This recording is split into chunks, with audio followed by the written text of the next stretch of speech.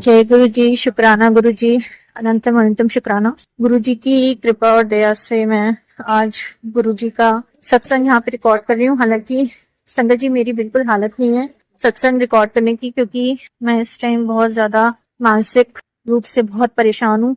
और इसकी मैं आगे अपना सत्संग कंटिन्यू करूँ इससे पहले मैं गुरु जी का गुरु मंत्र बोलना चाहती हूँ। ओम नमः शिवाय, शिव जी सदा सहाय। ओम नमः शिवाय, गुरु जी सदा सहाय। गुरु जी, मेरी मम्मी आईसीयू में हैं और बहुत सीरियस कंडीशन में हैं। लगभग 20 दिन हो गए हैं।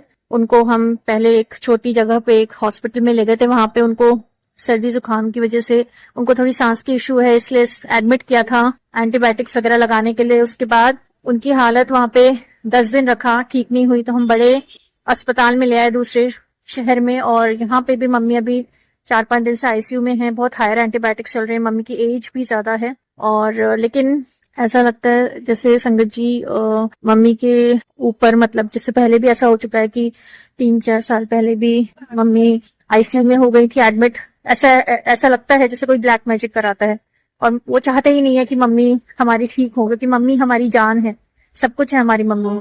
और ये सब प्रॉपर्टी के लिए शायद किया जा रहा है, जो भी है। तो गुरुजी आप जानते हैं सब कुछ।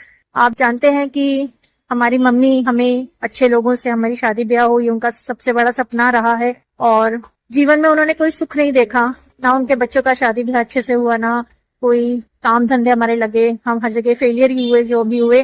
लेकिन अब हमारी मम्मी वहां पे अपनी सांसों के लिए, अपनी जिंदगी के लिए लड़ रही हैं, और बार बार कुछ ना कुछ विघ्न आ रहा है। ऐसा लग रहा है जैसे कोई चाह नहीं रहा कि हमारी मम्मी ठीक हो।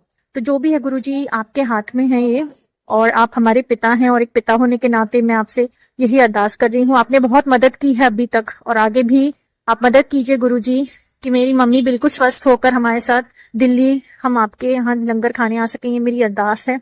और हमारे इस साल अच्छे से शादी ब्याह हो, मम्मी का आशीर्वाद मिले, अच्छे काम धंधे हमारे लगे, और हम लोग बिल्कुल स्वस्थ हो जाएं। हमारी बड़ी बहन पर देखिए कितना बोझ है गुरुजी, और कितना प्रॉब्लम है। हमारे घर में कोई भी नहीं है, देखा जाए तो रिश्तेदार सिर्फ नाम के हैं, वो सिर्फ फॉर्मेलिटीज करने आते हैं और कुछ नहीं है। हमारे कोई फ्रेंड्स वगैरह भी नहीं है गुरुजी, और हम बहुत ज्यादा परेशान हैं। आप खुद जानते हैं कितनी कम एज में मैंने अपने फादर को खो दिया था, और फिर सिस्टर भी चली गई, और अब मम्मी का ऐसा हो रहा है। तो हम लोग तो कहीं के नहीं रहेंगे गुरुजी, मम्मी को कुछ हो गया तो। मैं आपसे सच में बता रही हूँ, मतलब मम्मी ने कोई सुख नहीं देखा, इतनी सारी तकलीफें सही, और इस एज में वो आईसीयू में 3-3 4-4 बार एडमिट हो रही हैं। ये सब किसी ना किसी ऊपरी का साया है, या जो भी है। हनुमान जी से भी हम निरंतर प्रार्थना कर रहे हैं, शिव भगवान से प्रार्थना कर रहे हैं, दुर्गा माँ से प्रार्थना कर रहे हैं, सब भगवानों से हम प्रार्थना कर रहे हैं कि हमारी मम्मी को जीवन दान दें। उनकी कुछ ना कुछ इलाज में एक परेशानी ठीक होती है तो दूसरी परेशानी आ जाती है, दूसरी ठीक होती है तो तीसरी आ जाती है। तो ये सब जो विघ्न है, ये जो अटकलें हैं, ये सब हटाएं, और मम्मी बिल्कुल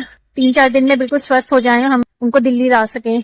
तो गुरुजी, ये चमत्कार सिर्फ आप ही कर सकते हैं। हमारी शादी भी अच्छे लोगों से हो, मम्मी का आशीर्वाद मिले, ये चमत्कार भी आप ही कर सकते हैं। हमारे काम धंधे अच्छे चलें, और हमारा स्वास्थ्य सबका अच्छा हो। तो ये सब कुछ छोटी छोटी चीजें हैं गुरुजी, कोई बड़ी चीजें नहीं है ये। लेकिन बस यही है कि आपसे ही मैं एक अरदास लगा रही हूँ, एक एक दुखी आत्मा से मैं आपसे मांग रही हूँ गुरुजी, भीख मांग रही हूँ मैं अपनी मम्मी के लिए। और मुझे प्लीज निराश मत करिएगा, मुझे हारने मत दीजिएगा, कुछ उल्टा सीधा मत होने दीजिएगा हमारी मम्मी के साथ या हमारे साथ। आप ही इस परिवार के रक्षक हैं गुरुजी, और दया कीजिए प्रभु, दया कीजिए भगवान, दया कीजिए। और बस मैं यही चाहूंगी कि ये मैं आज का शुक्राना यहाँ पे अपना रख रही हूँ, हर चीज के लिए जो भी आप मदद कर रहे हैं, और आगे भी मदद कीजिए।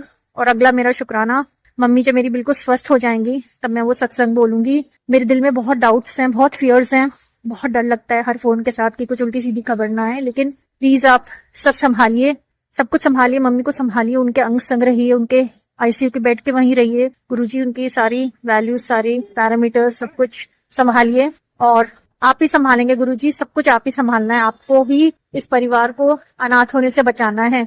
हमारे शरीरों में जो सीनों में दर्द हो रहा है, जो परेशानियां हो रही हैं, जो मोटापे हो रहे हैं, जो बीपी और हार्ट और ये सब इश्यूज हो रहे हैं, सब आप ही संभालेंगे ना गुरुजी, और कौन संभालेगा। इस परिवार ने हमेशा दुख दर्द और तकलीफ ही देखी है, और अब आप न्याय कीजिए। It's high time. साल का अंत हुआ, अब अंत भी नहीं, क्या मैं बोलूं, शुरुआत हुई है अभी तो नए साल की। और ये यहाँ पर हमें भी आईसीयू के 16 दिन से हम लोग आईसीयू के वहीं पर हैं। तो ये कौन सी शुरुआत है, कौन सा साल है, मनहूस साल। तो इसको मनहूस साल ने हमारे जीवन का बेस्ट साल बनाइए, सब कुछ अच्छा अच्छा करके। और यही आपकी बेटी आपको अपनी अरदास में आपको दुहाई दे रही है या कसम दे रही है, जो भी आप मान लें गुरुजी, बट सब कुछ अच्छा कर दीजिए।